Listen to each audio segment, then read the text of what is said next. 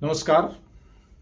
महिलांचं शोषण करणाऱ्या कॅप्टन अशोक खरातला छत्रछाया देणाऱ्या महिला आयोगाच्या अध्यक्षा रुपाली चाकणकर या रुपाली ताईंचं या चाकणकरांचं महाराष्ट्राने आता काय करावं हा प्रश्न आहे. अतिशय गंभीर बातमी आहे. आज अशा नेत्यांना आपण लोकप्रतिनिधी म्हणून पाठवतो, यांची ती लायकी आहे का हो, हा प्रश्न उभा होतोय हल्ली. असे अनेक प्रश्न आज महाराष्ट्रापुढे उभे आहेत. मंडळी, कुठेही जाऊ नका. हा विषय आज गंभीर आहे, चिंताजनक आहे, अतिशय विचित्र विदारक असा विषय आहे. मंडळी, हा व्हिडिओ शेवटपर्यंत बघा. नाशिकच्या नालायक नराधम बलात्कारी बाबाची रासलीला कालपासून महाराष्ट्रभरात ब्रेकिंग न्यूज बनली आहे. Breaking news. परंतु सोबतच आणखी एक ब्रेकिंग न्यूज तुम्ही जाणून घ्याल तर तुम्हाला आश्चर्याचा धक्का बसेल, तुमच्या पायाखालची जमीन सरकून जाईल. अशोक खरात सारख्या अशा बलात्कारी बाबांना आश्रय देणाऱ्या या नालायक राजकारण्यांचा बंदोबस्त कुणी करावा, हा विचित्र आणि वेगळाच प्रश्न निर्माण झाला आहे मंडळी हल्ली. आणि हीच दुसरी ब्रेकिंग न्यूज आहे, हे देखील लक्षात घ्या. मुख्यमंत्री देवेंद्रजी फडणवीस काय म्हणतात? पुराव्या अभावी कुणाची बदनामी होईल अशा बातम्या तुम्ही द्याल मीडियावरून, सोशल मीडियावरून, तर आम्ही तुमच्यावर कारवाई करू. आदरणीय मुख्यमंत्री महोदय, हा घ्या पुरावा.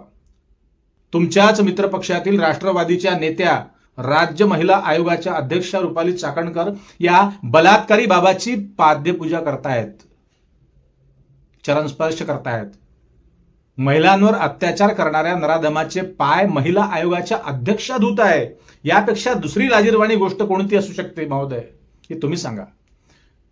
मंडळी, चाकणकर बाई फक्त पायच धुत नाही, पाय धुत नाही फक्त, तर आपल्या साडीच्या पदराने त्या नालायकाचे पाय स्वच्छ पुसून काढताना व्हिडिओमध्ये दिसत आहे. माझ्या शेजारी असलेला हा व्हिडिओ तुमच्या स्क्रीनवर तुम्ही फुलस्केप मध्ये बघा, म्हणजे आपल्याला लक्षात येईल. आणि आपल्याला कोणते अशा प्रकारचे नेते लाभले आहेत त्याचा प्रत्यय तुम्हाला स्पष्ट येईल. बघा, हा व्हिडिओ बघा. मंडळी, पाहिला व्हिडिओ? या चाकणकर बाईची अंधभक्ती पाहिली? हा अशोक खरात तर ढोंगी पाखंडी बलात्कारी आहेच, परंतु त्याचे पाय धुवून कदाचित ते तीर्थ समजून या बाईसाहेबांनी ते प्राशन केलं असेल तर नवल वाटू देऊ नका. शाब्बास रुपालीताई, हे आपले जनप्रतिनिधी आहेत हे सांगण्याची खरोखर मला आज या विषयात व्हिडिओत लाज वाटत आहे बोलण्याची, सांगण्याची.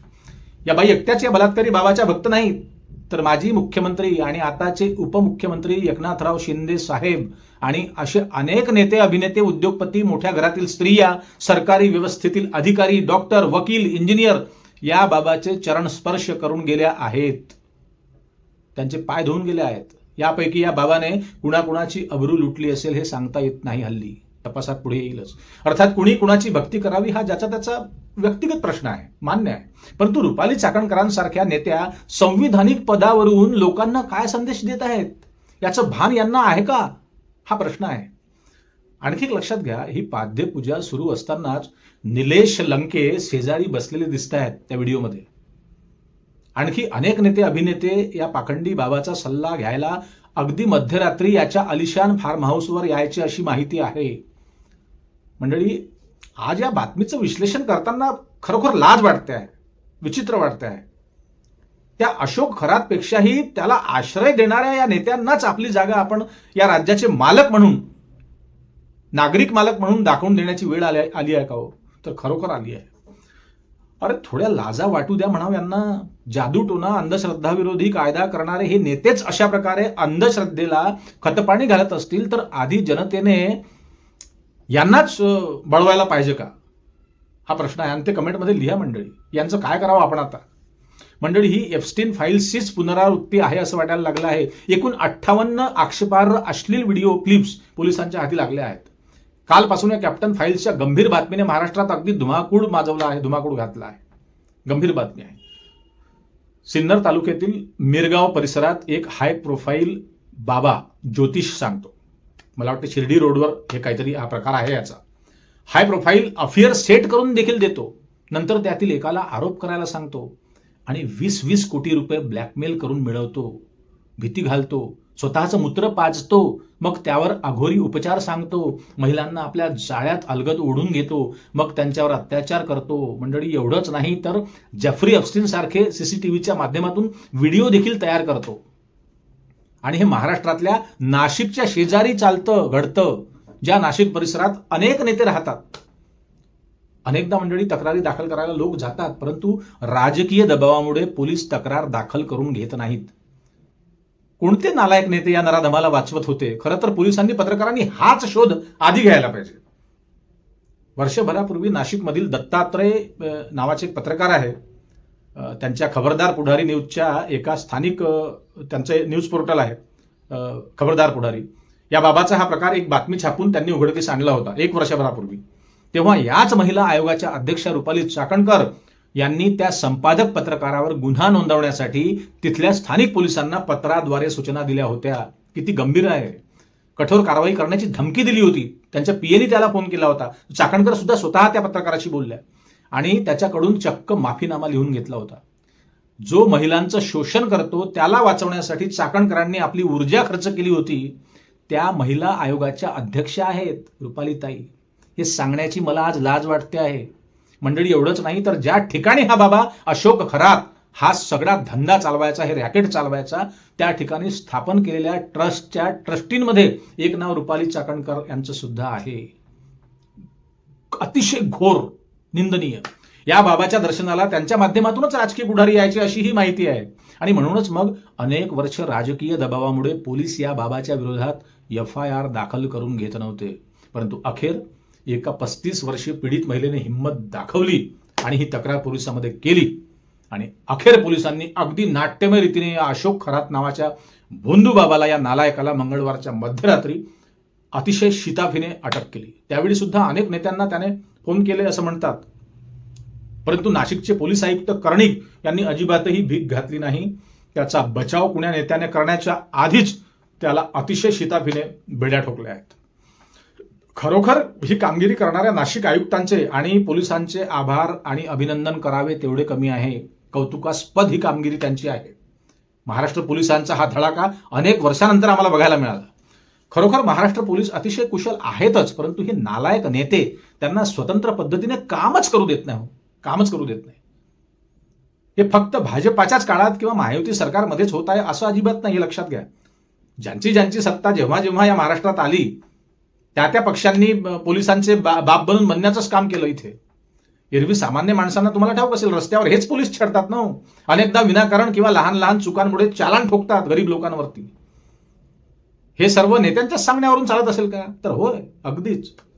मग कायदे फक्त गरिबांसाठी आहेत का, हा प्रश्न आहे. आता या 58 व्हिडिओ क्लिप्समध्ये काय काय पुढे येणार हे सांगता येत नाही. तपासाचा भाग आहे तो पुढचा. यामध्ये आणखी कोणकोणत्या नेत्यांनी, मंत्र्यांनी त्या बाबाला आश्रय दिला आहे, मदत केली आहे, त्यांची नावं पुढे येऊ नयेत म्हणून आता प्रयत्न सुरू होतील बघा. परंतु मुख्य नाव दीपक केसरकरांचं पुढे येते आहे, लक्षात घ्या. मुख्य नाव अर्थात ते तिथे जायचे, त्यांचा संपर्क होता त्या बाबाशी. आपलं राजकारण चमकवण्यासाठी आपल्या विरोधकांना धारेवर धरतील. आता रोज डिबेट सुरू राहील टीव्हीवरती. जनतेचे ज्वलंत प्रश्न गेले खड्ड्यात, परंतु यांची जुनी पुराणी उणी धुणी, शिष्टाचार, भ्रष्टाचार याच यांच्या दररोज बातम्या माध्यमांवर बघायला आम्ही सामान्य नागरिक रिकामचोट बसलेले आहोत. तेच ते टीव्हीवर आणि स्क्रीनवर. या देशात जेव्हा जेव्हा या अशा आसाराम टीमने धुमाकूळ घातला मंडळी, तेव्हा तेव्हा त्यांना राजकीय पक्षांनीच आश्रय दिला आहे, लक्षात घ्या. अशा अंधश्रद्धेला खतपाणी घालणाऱ्या या नेत्यांना आपले जनप्रतिनिधी कसं म्हणायचं? शेवटी हे कोणता विकास करायला निघाले आहेत? कोणता विकास हे समजायला अजिबात मार्ग नाही. आणि सर्वच पक्षात काही ना काही प्रमाणात या अशा अनपढ, अशिक्षित आणि बिनडोक मूर्ख नेत्यांची खोगीर भरती आहे, लक्षात घ्या. हे नेते असोत की अभिनेते, हे जर अशा पद्धतीने वागत असतील तर सामान्य नागरिकांना काय म्हणायचं हो? काय म्हणायचं? आणि ज्या महिला मुली अशा ढोंगी बाबांच्या जाळ्यात अडकतात, कशा अडकतात हा प्रश्न आहे. शिकलेले, सवरलेले लोक, सुशिक्षित लोक, अधिकारी, ऑफिसर्स, आणि मग असं काही घडलं की मग एखादी महिला पुढे येते आणि हे सगळं उघडकीस येते. पुन्हा या नराधमाला शिक्षा व्हावी की नाही हे देखील नेतेच ठरवतील, लक्षात घ्या. आणि मग सोयीनुसार पोलिसांचा, न्यायालयाचा आपल्या मर्जीप्रमाणे वापर करतील. अशा घटना घडतात, घडलेल्या आहेत. मुळात या नेत्यांना ढोंगी पाखंडी बाबांची गरज का भासते हाही मोठा प्रश्न आहे. निवडणूक आली की हे नेते या अशा बाबांचं मार्गदर्शन घेतात. हे कसले डोंबल्याचे जनप्रतिनिधी आहेत हो आपले? कोणते नेते आहेत ते? कोणते पुढारी आहेत? त्यांना पुढारी कसं म्हणायचं? एक नंबरचे निकम्मे, नाकर्ते आणि अंधश्रद्धाळू नेते हे काय महाराष्ट्राची आणि देशाची प्रगती करणार? फक्त रोड, रस्ते आणि उड्डाणपुलांमध्ये विकास बंदिस्त झाला आहे, हे लक्षात घ्या. आसाराम, राम रहीम सारख्यांना हेच लोक मोठं करतात. मग यांचे विरोधी त्यांना कारागृहात टाकतात, मग पुन्हा यांची सत्ता गेली की दुसरे येतात, मग ते निवडणूक पाहून त्यांना पॅरोलवर बाहेर काढतात. या देशात, या राज्यात कायदा नियम कानून फक्त सामान्य माणसांसाठी आहे, तुमच्यासाठी आहे, आमच्यासाठी आहे. साध्या साध्या तुम्ही पाहिलं असेल भानगडीत, साध्या अगदी क्षुल्लक भानगडीत सामान्य नागरिकांना पोलीस छळतात, शिवीगाळ करतात, मारपीट करतात, लाठीचार्जने ठोकतात, मुद्द्याची आंदोलने रस्त्यावरची दडपून टाकण्याचा वारंवार प्रयत्न करतात सरकारच्या सांगण्यावरून. पण या अशोक खरातचं काय होणार, काय करणार पोलीस? तर मंडळी, एक गोष्ट लक्षात घ्या, खूप काही होईल असं वाटत नाही, खूप काही मोठे मासे गडाला लागतील असं काही होणार नाही. कारण ज्या अर्थी मुख्यमंत्री असताना एकनाथ शिंदे साहेब यांच्या पायावर डोकं ठेवायला जातात त्याच्या आश्रमात, रुपाली चाकणकर सारख्या राष्ट्रवादी पक्षाच्या नेत्या, राज्य महिला आयोगाच्या अध्यक्षा स्वतः अशा नालायकाच्या पायाचं पूजन करतात, त्या काय खरोखर पुढे कारवाई पुढे जाऊ देतील का हो? आणि खरोखरच त्यांना काही या प्रकरणाची गंभीरता असेल तर त्यांनी तात्काळ राजीनामा द्यायला पाहिजे तर देतील का ते? एकंदरीतच या देशाचा, या राजकारण्यांनी सत्यानाश करून ठेवलाय मंडळी. गाडगेबाबा सांगून गेले, तुकडोजी महाराज सांगून गेले, अनेक संत महंत सांगून गेले. वारंवार सोयीनुसार अनेक कार्यक्रमांच्या माध्यमातून निमित्ताने हे नेते यांच्या तसबिरींना हार अर्पण करताना आपले चेहरे भावूक करतात, नाटकं करतात, थोडं वागतात, भाषणं ठोकतात, आपली पाठ स्वतःच थोपटून घेतात. खरं तर या अशा नेत्यांना जनतेनेच धडा शिकवायला पाहिजे. त्या अशोक खरातला ठेवा बाजूला, त्याला नंतर बघू, पहिले यांना बघा. धर्माच्या नावावर आपली राजकीय पोळी शेकण्यासाठी या अशा भोंदू बाबा कथावाचकांना असं प्रोत्साहन देतात, हे कितपत योग्य आहे?